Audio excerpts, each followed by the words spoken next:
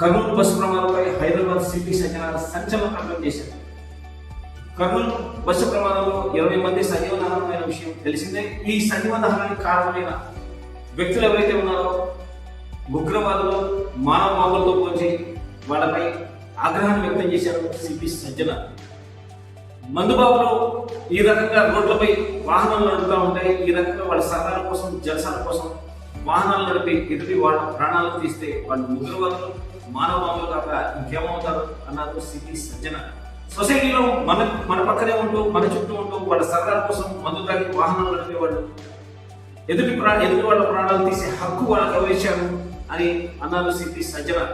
ఈ రకంగా సొసైటీలో మందు తాగి వాహనాలు నడిపే వాళ్ళ పైన జాగ్రత్తగా ఉండాలని వీళ్ళ గురించి తెలిసిన మరుక్షణం 100 డైల్ చేసి సమాచారాన్ని ఇవ్వాలని, మీకు తెలిసిన పోలీస్ స్టేషన్లో తక్షణమే రిపోర్ట్ చేసి వీళ్ళని కట్టడి చేయాలని, లేకపోతే ఇంకెన్ని ప్రాణాలైనా బలవుతాయని, వాళ్ళ సరదాల కోసం ఇతరుల ప్రాణాలు తీసే హక్కు వాళ్ళకి ఎవరిచ్చారని దానిపైన ఎక్స్పైరీగా ట్వీట్ చేశారు హైదరాబాద్ సిపి సజ్జనార్.